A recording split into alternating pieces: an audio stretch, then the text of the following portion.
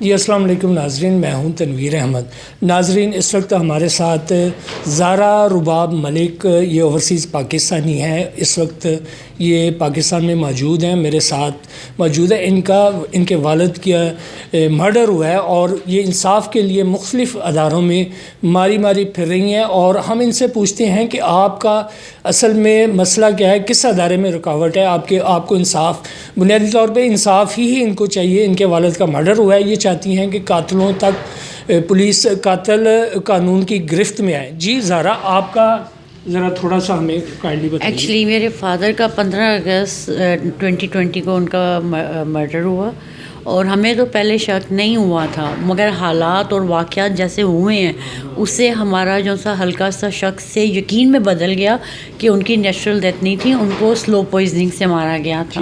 اور پھر آہستہ آہستہ جو ڈاکیومنٹیشنز ہمارے ہاتھ میں آئی ہیں وہ ان کی دوسری بیوی اور ان کے سابقہ شوہر کے جو بچے تھے ان لوگوں نے یہ سب۔ اچھا جی، آپ کے والد نے دو شادیاں کی ہوئی تھیں، اور یہ جو دوسری بیوی ہے، ان کے بچے کتنے ہیں؟ ان کے 2 بیٹے تھے جو ان کے پہلے شوہر سے تھے۔ اچھا، آپ کے والد سے میرے والد صاحب سے کوئی ان کی اولاد نہیں تھی۔ وہ بچے کتنے ہیں؟ وہ کتنے بڑے ہیں؟ وہ جب میرے والد صاحب کے ساتھ ان کی شادی ہوئی تھی تو ان کے وہ بچے 22 23 سال کے تھے۔ ٹھیک ہے۔ تو اس کے بعد میرے والد صاحب لنڈن سے یہاں پر پاکستان شفٹ ہو گئے اور یہیں پہ رہے، پاکستان میں کافی عرصے سے یہاں پہ رہ رہے تھے۔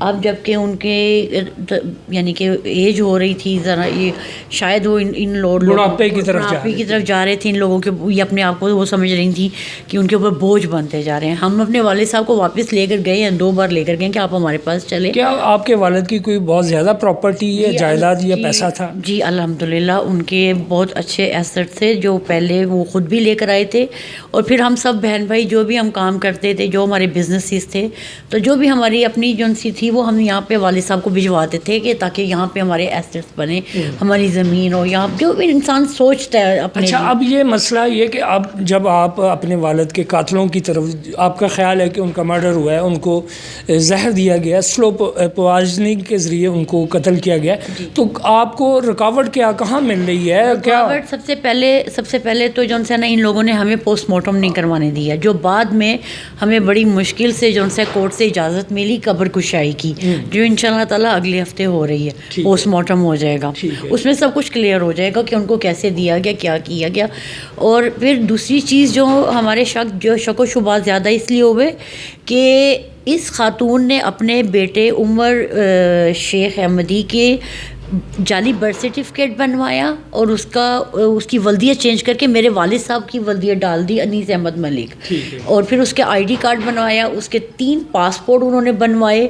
یہ سب کچھ اس خاتون نے کیا۔ اس کے بعد جو ہے اس خاتون نے اپنا بھی جو ہے نا، اس کے پہلے اس کا نام تھا سمینہ شیخ احمدی، پھر اس نے جو ہے جعلی اپنا برتھ سرٹیفکیٹ بنوایا رضیہ بیگم کے نام سے۔ یہ ساری چیزیں یہاں بنتی رہی ہیں، یہ اس کی بنتی رہی ہیں، اور یہ خاتون خود بذات خود بھی جو ہے مانچسٹر جیل میں 7 سال رہ کے اچھا، یہ یو کے سے، یہ بھی یو کے آتی رہی ہے۔ یہ UK میں مانچسٹر میں یہ ہیروئن لے کے گئی تھی جس کے اوپر یہ پکڑی گئی تھی۔ یہ آپ کا علاقہ کون سا ہے پاکستان میں؟ یہ ڈیفنس میں ہم لاہور سے بلانگ کرتے ہیں؟ لاہور سے ہم بلانگ تو وہ جس گھر میں وہ بی رہ رہی ہیں وہ آپ کے والد کے نام پہ؟ وہ میرے والد کے نام پہ تھا، میرے والد کے نام پہ، مگر اب جب سے یہ حالات جو ان سے ہیں، جس کرمنل رخ پہ جب چیزیں جانے لگی ہیں تو یہ لوگ بھاگ گئے ہوئے ہیں، یہ کوئی بھی وہاں پر نہیں رہ رہا، خالی ہے گھر وہ، ہم لوگ وہاں پر ابھی ہیں۔ ٹھیک ہے، ابھی تو ہم لوگ وہاں پر ہیں، مگر ہمیں جو ان ساتھ جو پرابلم آ رہی ہے، پرابلم یہ آ رہی ہے کہ جیسے اب ہم نے اینٹی کرپشن میں برتھ سرٹیفکیٹ دی ہیں، ٹھیک ہے، 4 مہینے ہو گئے ہیں اور ابھی تک وہاں سے ہمیں کوئی یہ پازیٹیو آنسر نہیں آ رہا۔ وہ DG اینٹی کرپشن جو ان سے گور نفیس صاحب ہے، وہ کہہ رہے جی فورینسکس کے لیے ہم نے بھیجے ہوئے ہیں تاکہ سائنس پتہ چل جائے۔ آج کی جو آپ نے یہ پریس کانفرنس کی ہے، اس میں کیا مسئلہ ہے؟ کیا آپ چاہتی کیا ہیں کہ میڈیا؟ میں چاہتی ہوں کہ میڈیا کے ذریعے یہ سارے ادارے ہماری ہیلپ کریں۔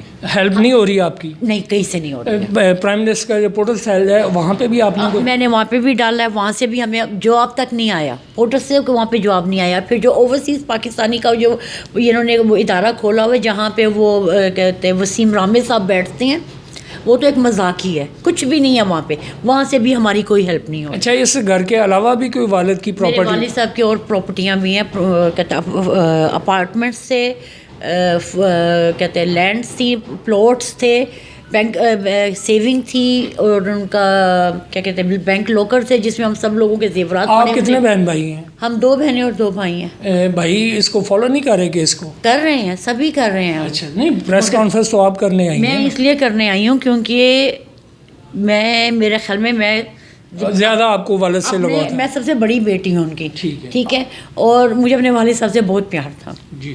میری زندگی کا مقصد صرف ایک ہی ہے. مجھے بہت دھمکایا جا رہا ہے کہ مجھے گولی مار دیں گے یا میرے پیچھے, اور ایک گھر پہ فائر بھی ہوئے ہیں, بہت کچھ ہوا, مگر مجھے اپنی جان کی پرواہ نہیں ہے. مجھے لوگ کہتے ہیں کہ جی آپ نا سیکیورٹی لیں, آپ یہ کریں, آپ وہ کریں, آپ کہتے ہیں رینجر صاحب سے, ڈی جی رینجر کو جا کے ملیں, ان سے کہیں کہ آپ کو سیکیورٹی دیں, یا پولیس سے آپ جو سے باوردی پولیس مجھے نہیں چاہیے. جی, جس طرح آپ نے سنا ہے کہ اوورسیز پاکستانی ہیں, رباب ملک ان کا نام ہے, ان کے والد کا یہاں پہ مرڈر ہوا ہے, اور یہ انصاف کے لیے مختلف اداروں کے پاس جا رہی ہیں, اور یہ مطمئن نہیں ہے, یہ چاہتی ہیں, اور میڈیا میں آنے کا بھی مقصد یہی ہوتا ہے کہ جو ادارے رکاوٹ پیدا کر رہے ہیں یا کسی جگہ ان کو کوئی پرابلم ہو رہی ہے تو ان کو انصاف ملے.